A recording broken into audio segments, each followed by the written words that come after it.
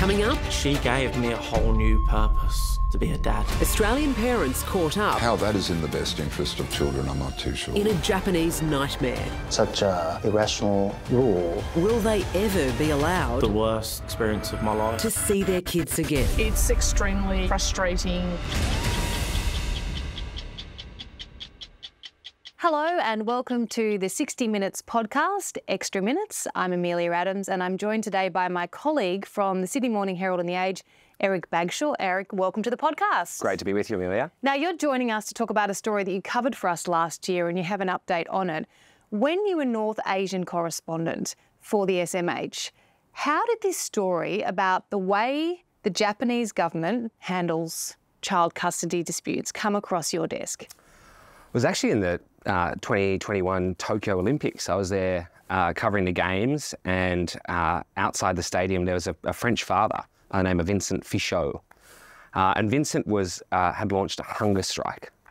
And basically, because his kids had been taken away from him, had exhausted all avenues, become so desperate that the only way he could get the Japanese authorities' attention was to launch a hunger strike out of its most high-profile event in decades. Unbelievable. So he was married to a Japanese That's right. woman? Yes, who took her kids and disappeared.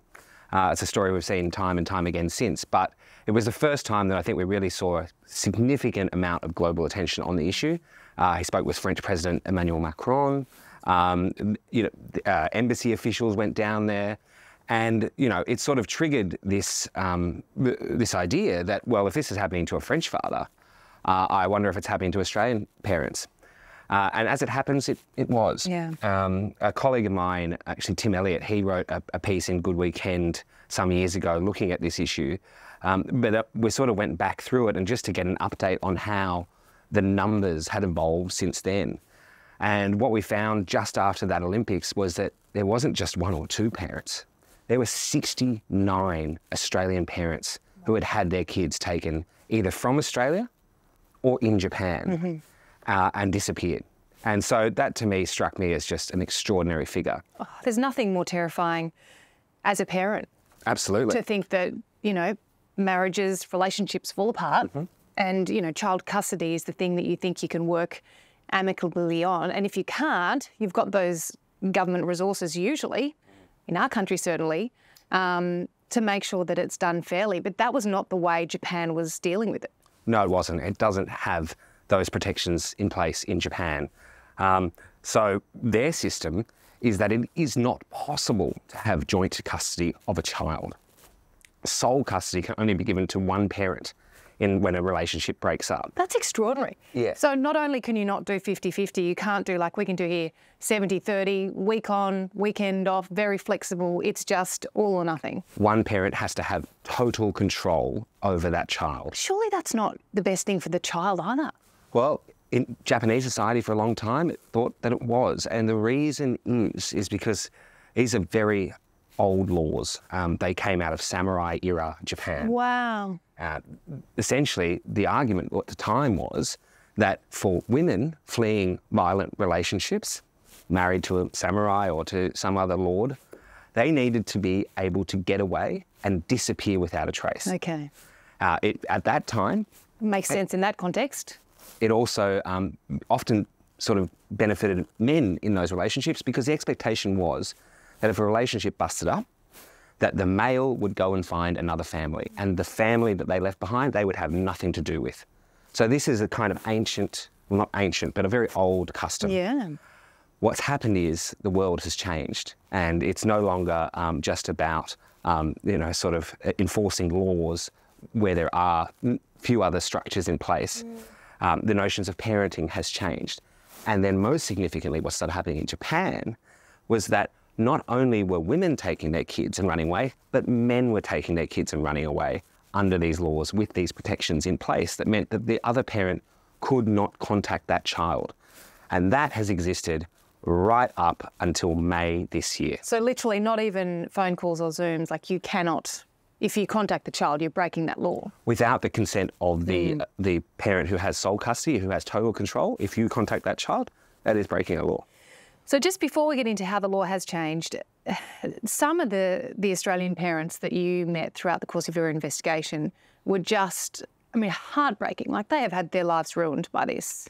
Absolutely, completely. You could imagine just the devastation of having a child that you've, helped raise, let's say, until they're 5, 6, some of them are teenagers, and then to have them ripped away from you. Often what has happened is that parents have gone on a family holiday back to Japan. They might be an Australian child living in Australia. They decide they want to go visit their family in Japan, and they never come back. And the devastation of going from thinking that you are in a happy relationship and that your partner just wants to go visit their home in Japan and then is going to come back after the holiday, to suddenly your child, your partner, being ripped away from you because of what appears to be, in some cases, very carefully choreographed holidays that are not holidays, but in fact, when they arrive there, they find that the kids have already been set up in a school. That they already have all the healthcare, the social security things that in Japan, which is one of the most bureaucratic systems you could ever come across in the world, take months and months to do. And multiple parents had gone through this experience that suddenly their entire world has been upended from what they thought was going to be a really happy future together with their partner and their kids. That's essentially like legal kidnapping. Exactly. That's exactly what it is. And that is why Japan has a reputation as a black hole of international child abduction. It is not only known in Australia, but around the world. Europe, the United States, the UK, all of them have hundreds of children. And Australia, when I first started reporting on this story, as I said, there were 69 Australian children who have been abducted in the past 2 decades. That number rose to 82 within a year. Wow. And the most recent figure, as of now, is 89 Australian children who have gone missing in Japan. Is there a story, a family, an Australian, a father that stuck with you the most? It's really difficult to go past Scott McIntyre, who's one of the parents that I saw, or rather that I interviewed for the first piece. He has an Interpol missing persons notice for his children, Hinata and Haruka. He does not know what they look like. He does not know if they are alive, if they are dead.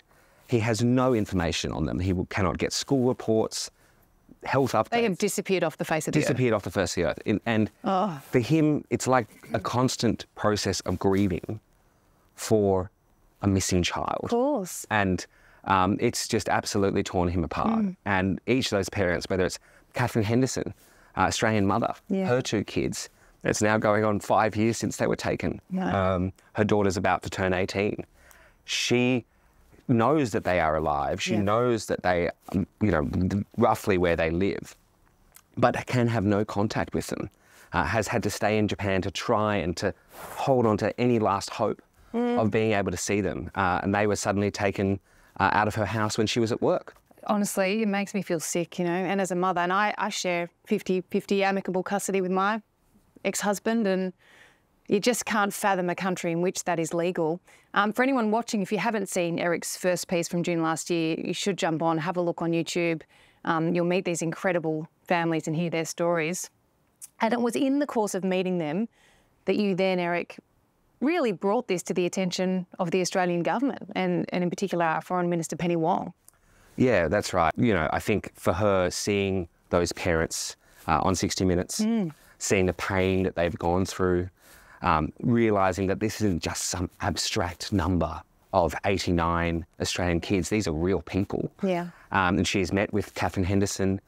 She's actually met with an opposition Japanese MP in Canberra, which is really not diplomatic protocol. You don't meet with opposition people because of this issue. She, in the background, I think one of the frustrations with our initial story was that we thought, well, why isn't the Foreign Minister coming out and really going... lobbying hard. ...on this? And we pushed her hard, and she wouldn't talk for that first story. But for the second story, she's we had this interview, and she really explained the process. And, I do have some sympathy for it in that she's sort of opted for the quiet diplomacy route. And that's a very Japanese, correct me if I'm wrong, I mean, you being North Asia correspondent, you see the way our government has to deal with different Asian nations, and culturally and politically there are big differences. So is that specific to the Japanese government, the way Penny Wong felt she had to go about this? I'd say it's specific to East Asia. Okay. Generally, yes, Japan, China, Korea.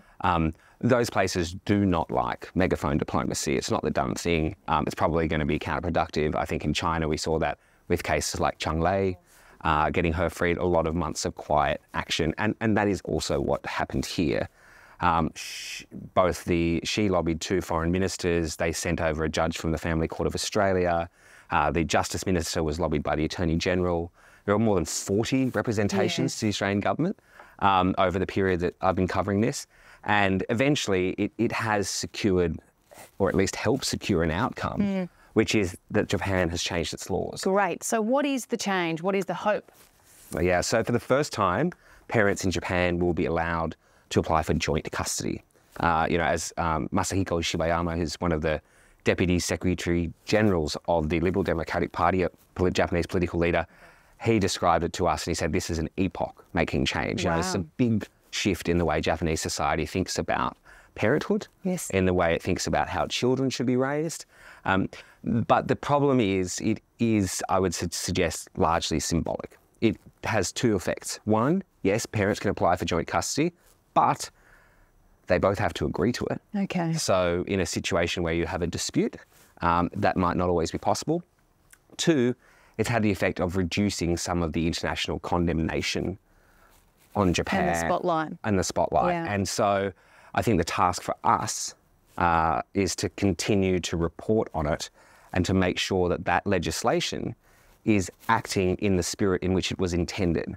And if we still get to a year or 2 down the track, it won't come in until 2026, and these Australian parents have still not been able to see their children, well, then the Japanese government should rightly be condemned for that. And then it's not working. Exactly. So it's the proof's in the pudding. We'll see what happens from here in terms of meaningful action.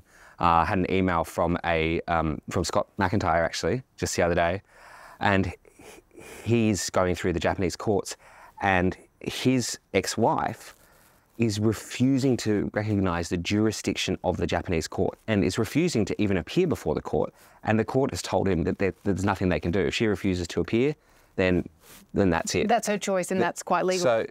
So these sort of, the toothlessness of the Japanese legal system. It's such a different system, isn't it? It's really on display. And people, the Japanese culture around this sort of issue is complex because it is fundamentally about saving face. Yes. It's about making sure that conflict does not spill out into the open. And that's why people who are caught up in this on the Japanese side really don't like when the spotlight is put on it. We don't want public disputes. We don't want any ugly family issues discussed publicly.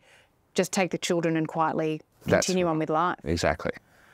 You mentioned you'd heard from Scott. What has been the reaction to this legislation from some other Australian mums, dads you're in touch with? I think mixed is probably fair to say. It's very much been, look, it's great that there's a step forward. Yeah. There's something happening. There's the response to public protests, the response to class actions, just years of advocacy on this issue, and finally something has changed. In Japan, reform is very slow. It's one of the most exciting, technologically, advanced, dynamic places in the world. Yeah. But it is a fundamentally conservative place.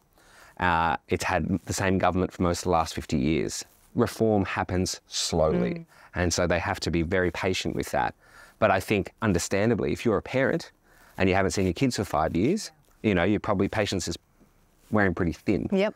So the sentiment has very much been, it's a step forward, but we need to see actual changes in the way that courts, that judges, that other mediators provide access to these children. Yes. And so it's I think hope. It's a glimmer of hope. It's a glimmer of hope, and and that's really important. That's something, because for, again, this generation of parents, I call them the 3rd generation. Okay. So there's 2 other generations of Australian parents in similar numbers who have been through this, and actually couldn't make any headway at all. Whose kids have become adults, and who have had no contact, and some of them have been driven to suicide. Others into really, really deep depression, and they have basically had to give up. Now it's up to this generation, the 3rd generation, to make change, and they are. Yeah. But you've got a time limit when your kids are only kids until they turn 18, and it's just heartbreaking to see just how much of a toll it takes, not only on the parents, but the kids. You know, Yeah. I've spoken to kids who found out that they were abducted, and they realise suddenly that their whole life is a lie. Because it's kept a secret from them in many cases. And suddenly they might be 20, 23. One kid, Anthony Soma, was 23 when he found out, and suddenly realised, oh my God, my whole life has been a lie. My father is not someone who's insane. My father is someone who is interesting and wanted to make contact with me and wanted a relationship. It's heartbreaking. And, you know, and I couldn't have that because my mother stopped me from having that relationship. What happens then is that the relationship with the mother breaks down. Yes, of and so course. these kids are effectively emotionally orphaned from both sides of their, as adults.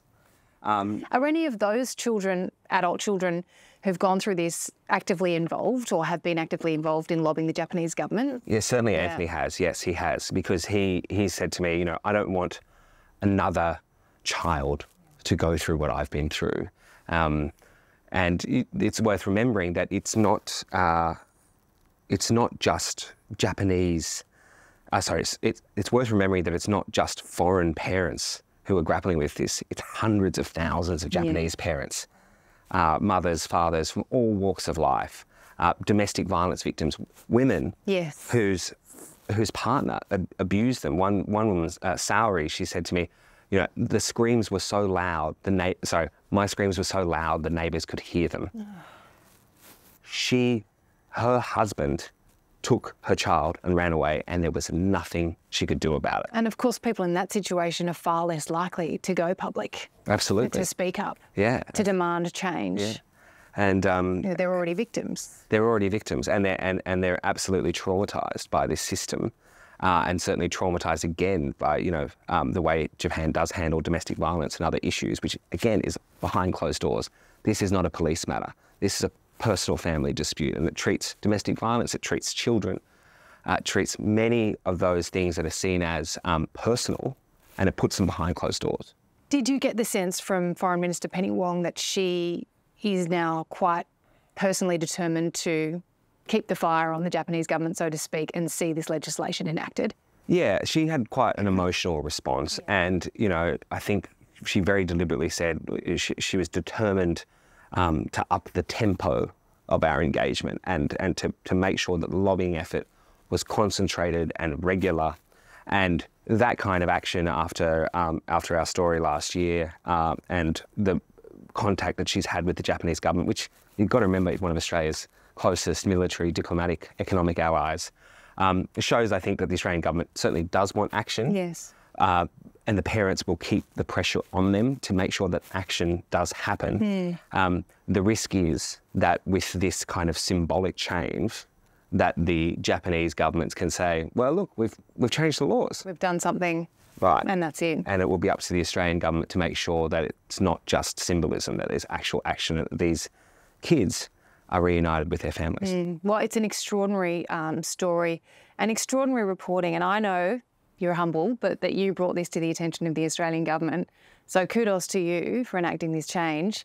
And you've also won several awards for this story, along with your producer, Natalie Clancy. So well done. Thank you, Mary. And, you know, we'll keep watching closely, and let's hope that some of those parents get access to their children and vice versa, of course, in the next couple of years. Absolutely. If you've missed any of those stories, catch up on 9Now or on our YouTube account. Thank you, Eric. Thanks, Mary.